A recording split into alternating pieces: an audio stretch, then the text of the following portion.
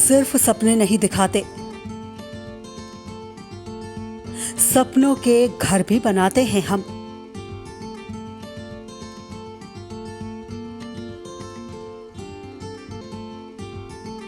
इरादे हो उड़ने के तो हौसलों को पंख लगाते हैं हम।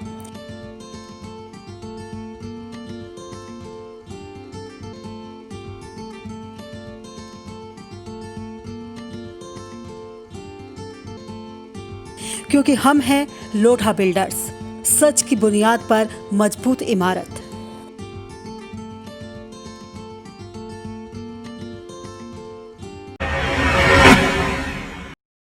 नमस्कार, स्वागत है आप सभी का इंडिया लाइव 24 में। आपके साथ मैं हूं राखी खंडूरी। हाजिर हूं तमाम खबरों के साथ। तो चलिए करते हैं खबरों की शुरुआत। इसे खोल यहाँ से, इसे खोल तो सही तू एक बार। बताओ पहले, तभी तो खोल लेंगे। पूरी टंकी में पानी भर रहा है इसमें। अरे मैं सब दिखाऊं, मैं टेंशन न ले। हाँ खोल इसे पहले। आप खोलो, आप तेल चेक करो। हम नहीं खोलेंगे। तेल गया पहले से खोल। अरे आप खोल के आप पैप में चेक करो। अरे तू टैंक मालिक को बुला ले। मैं मीडिया से, मैं वैसा ना कर रहा हूँ। तो बुला उसे, चल मालिक को बुला दूँ। बुला मालिक को, बुला, फोन कर। रुको पहले बात तो सुनो, इसे लगाओ तुम साइड में। नहीं यहीं लगी रहेगी वो। मालिक का नंबर लो। मालिक यही भाई, तू बुलावेगा, बड़े भाई मालिक बुलाएगा, हम क्या करेंगे? तू बुलाएगा, बुलाओ ना। आदमी है नहीं, कोई बात नहीं, नौकर आदमी ने बुला तुझे। मालिक से बात करो, वैसे क्यों हमारे से एक बार बुला ले, तेल में बात करो। बुला ले एक बार। टैंक में तेल चेक करो, यहाँ तक नंबर लिखो मालिक का, हम दे देते हैं। नहीं मैं क्यों नंबर लिखूं यार, नंबर से आप काम कर लो। तू बुलाएगा ना मालिक को, तो जब दिक्कत यहाँ आएगी। अस्पताल के इमरजेंसी वार्ड के बिस्तर में बदहवाश और जख्मी हालत में पड़ा ये वही शख्स है जिसे आपने अभी अभी पेट्रोल पंप के कर्मचारियों से बहस करते हुए सुना। ये शख्स कोई गुंडा या मवाली नहीं है, बल्कि इंडिया लाइव 24 न्यूज चैनल का कर्मठ और जागरूक पत्रकार प्रदीप चौहान है, जिसे पेट्रोल पंप में हो रही धांधली की सच्चाई सामने लाने के लिए बेरहमी से पीटा गया, लाठी डंडे बरसाए गए, लात घूसे भी पड़े। ये जान पर खेलने को तैयार हो गया, लेकिन लाइव इंडिया 24 के इस ईमानदार पत्रकार ने आखिर तक सच्चाई का साथ नहीं छोड़ा और ना ही बदतमीजी बर्दाश्त की। अब आपको बता दें कि पूरा वाकया क्या है। सुनेंगे तो यूपी में जिला मुजफ्फरनगर के खतौली में मौजूद श्री बालाजी नाम के इस पेट्रोल पंप में गाड़ी में पेट्रोल भराने से पहले आप भी 10 बार सोचेंगे। दरअसल मीरापुर रोड पर मौजूद इस पेट्रोल पंप में गौरव कुमार ने अपनी बाइक में तेल भरवाया, लेकिन वो असल में तेल नहीं बल्कि पानी था। तेल में पानी की मिलावट होती तो भी कोई बात नहीं, यहाँ तो तेल के नाम पर पूरा का पूरा पानी ही बेचा जा रहा था। मीडिया को बुला लो, किसी को बुला लो। जी जी, अच्छा सर मेरी बात तो सुनो, चलो मेरी बात तो सुनो। एक बात बताओ, आप मोटरसाइकिल में 320 रुपये का तेल डलवा रहे हैं। पानी अगर मोटरसाइकिल में होगा 10 ग्राम 20 ग्राम इतना ही तो होगा। आप बताइए ना, उसमें पूरा टंकी में ही 2 लीटर की बोतल भर रखी है मैंने, सारे में पानी पानी निकल रहा है। बताओ आप। इस बाबत सूचना मिलने पर इंडिया लाइव 24 के जांबाज रिपोर्टर प्रदीप चौहान अपने साथी रिपोर्टर्स के साथ श्री बालाजी पेट्रोल पंप पहुंचे और पेट्रोल पंप मालिक से शिकायत पुस्तिका मांगी। कितने टाइम पहले भरवाया था? खाली थी, बिल्कुल तेल नहीं था उसमें, कुछ भी।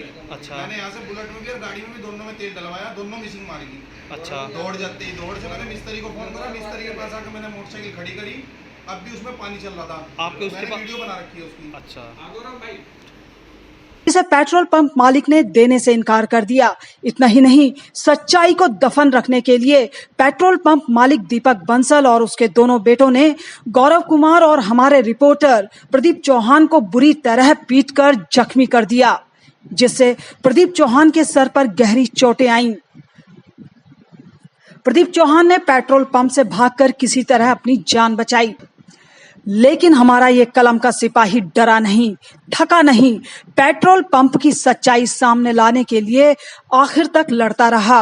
शरीर के जख्मों का क्या है, वो तो कुछ दिन में ठीक हो जाएंगे, लेकिन श्री बालाजी पेट्रोल पंप में चल रही धांधली का जो पर्दाफाश हमारे रिपोर्टर ने किया, उम्मीद है उनकी ये मुहिम एक दिन जरूर रंग लाएगी। इंडिया लाइव 24 के लिए मुजफ्फरनगर से विकास कुमार की रिपोर्ट। बिहार में होने वाले चुनाव को लेकर आरजेडी द्वारा हरिसिद्ध विधानसभा क्षेत्र के तुरकौलिया में एक सम्मेलन कराया गया, जिसमें सैकड़ों कार्यकर्ताओं ने भाग लिया। इसमें आगामी चुनाव की तैयारियों को लेकर रणनीति बनाई गई, साथ ही वर्तमान सरकार की नाकामियों को जनता के बीच रखा गया। वहीं प्रधानमंत्री द्वारा बिहार की विभिन्न योजनाओं को लेकर लगातार शिलान्यास और उद्घाटन किए जाने को लेकर आरजेडी विधायक राजेंद्र राम ने कहा कि वर्तमान सरकार अपनी नाकामियों से खुद डर गई है और पुरानी योजनाओं का लगातार उद्घाटन और शिलान्यास कर रही है, बल्कि बिहार में तो योजना के उद्घाटन से पहले ही पानी फिर रहा है। उन्होंने कहा कि अब जनता को दिग्भ्रमित करने में सरकार जुट गई है। हालांकि अब जनता इनके चंगुल में फंसने वाली नहीं है और बिहार में तेजस्वी यादव के नेतृत्व में ही सरकार बनने वाली है। मुख्यमंत्री और प्रधानमंत्री जी चाहे जितना गलत आश्वासन दे करके शिलान्यास और उद्घाटन कर लें, बिहार के लोग नकार चुका है।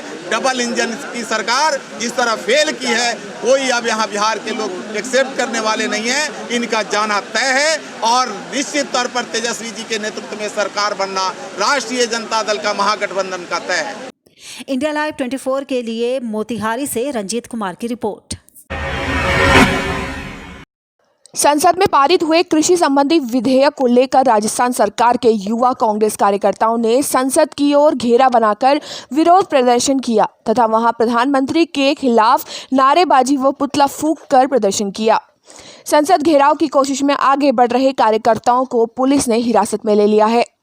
कृषि विधेयक को किसान विरोधी बताते हुए युवा कांग्रेस की तरफ से नारेबाजी की गई तथा कार्यकर्ता संसद की ओर बढ़ने लगे। पुलिस ने बैरिकेड लगाकर इनको रोकने की पूरी कोशिश की।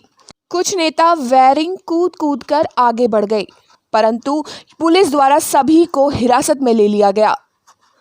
इंडिया लाइव 24 के लिए करौली जिले से चाहत पराशर की रिपोर्ट। सरकार भले ही कुटीर उद्योगों को जिंदा रखने का भरोसा दे और इन्हें चलाने के लिए करोड़ों खर्च करने के लाख दावे करे, लेकिन जब हकीकत देखे तो ये तमाम दावे और वादे बेमानी नजर आते हैं। ऐसा ही हाल है बिहार के बुनकरों का भी, जिनके हाथों में हुनर होने के बावजूद भूखमरी के कगार पर हैं। आपको बता दें कि पूरे बिहार में तकरीबन 35 लाख बुनकर परिवार हैं, जिनमें से अकेले भागलपुर में ही 6 लाख बुनकर परिवार हैं। लेकिन बदहाली का आलम कुछ यूं है कि किसी को भी इनकी हालत पर रोना आ जाए, लेकिन सरकार है कि उन्हें इनकी हालत पर तरस नहीं आता और ये बेचारे गरीब हैं कि मदद के लिए सरकार का मुंह तकना इनकी मजबूरी है। पहले हम लोग बनाते थे, साड़ी बनाते थे, लेकिन लॉकडाउन में साड़ी का कारोबार एकदम ख़त्म हो गया है। तो अभी जो माल बना हुआ है वो घर में रखा हुआ है, कहीं कोई डिमांड नहीं है उसका। तो सरकार को चाहिए कि वो उसके लिए कुछ करे। मामला ऐसा आ गया है कि बच्चा घर में बेरोजगारी हो चुके हैं, इसलिए सरकार अब तक जो है सुआ हुआ है, जवाब नहीं दे रही है। क्या कारण है वो सरकार समझे, हम जनता बोल रहे हैं। जनता कुछ भी खोजता है तो कहीं का कोई उसका जिम्मेदार कोई नहीं बनता है। क्योंकि ये उलझे हुए धागे को सुलझा करके इतना सुंदर कपड़ा ये लोग बनाते हैं। इस हुनर के हाथ का एहतराम करना चाहिए। हम सरकार से आग्रह कर रहे हैं, आपके माध्यम से भी आग्रह कर रहे हैं कि कम से कम इनको तत्काल 1-1 लाख रुपया बिना ब्याज के इनको उपलब्ध कराया जाए। इंडिया लाइव 24 के लिए भागलपुर से श्यामानंद सिंह की रिपोर्ट। और इसी के साथ यहाँ पर हम रुकेंगे बहुत ही छोटे से ब्रेक के लिए, जल्द हाजिर होंगे।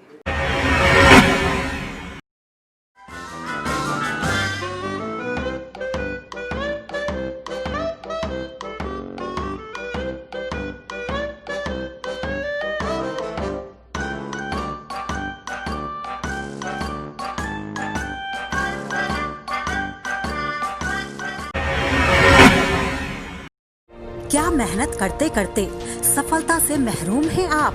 क्या हर रोज जिंदगी के नए नए इम्तिहानों से परेशान हैं आप? करियर की उलझन से, रिश्तों में अनबन तक, मंगल के दोष से, राहु के कोप तक, शनि की ढैया से केतु के कष्ट तक अगर कर रहे हैं आपको परेशान, तो हम ढूंढेंगे आपके लिए समाधान। देखिए हमारा खास कार्यक्रम कहते हैं तारे, रोजाना सुबह 6:30 बजे सिर्फ इंडिया लाइव 24 पर। ब्रेक के बाद आपका स्वागत है। तो चलिए बढ़ते हैं अगली खबर की ओर। देवास जिले के पिपलरावा क्षेत्र के तहत पड़ने वाले गांव को फसल बीमा नहीं मिलने के चलते ब्लॉक कांग्रेस कमेटी ने थाना प्रभारी को राज्यपाल के नाम ज्ञापन सौंपा। ज्ञापन में गांव के किसानों को फसल बीमा देने की मांग की गई है।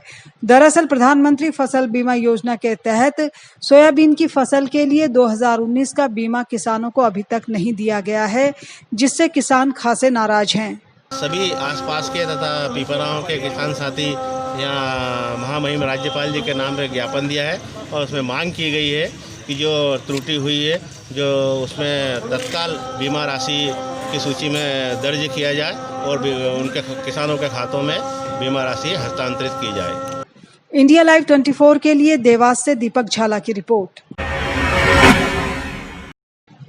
यूपी के फिरोजाबाद जिले के गांव कोटरा में झोला छाप डॉक्टर से इलाज कराने के चलते 17 साल के लड़के के दोनों कान बहरे हो गए। उसने अपने दोनों कानों से सुनने की क्षमता खो दी है। लड़के का नाम शिशुपाल है।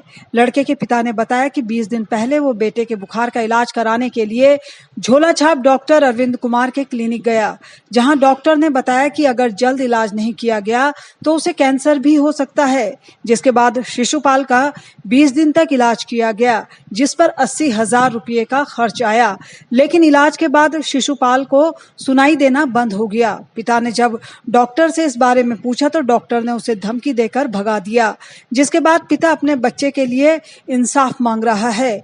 वहीं बात करें इस झोला छाप डॉक्टर की, तो इसके पास मेडिकल की कोई डिग्री नहीं है। जो पहले नंबर भरा फिर टीएलसी बताई उसने, टीएलसी के पीछे गया तो फिर उसे बोला कि टीएलसी हर बार बन जाती है इसको, नहीं तुम इलाज नहीं कराओगे इसका तो इसको कैंसर बन जाएगा।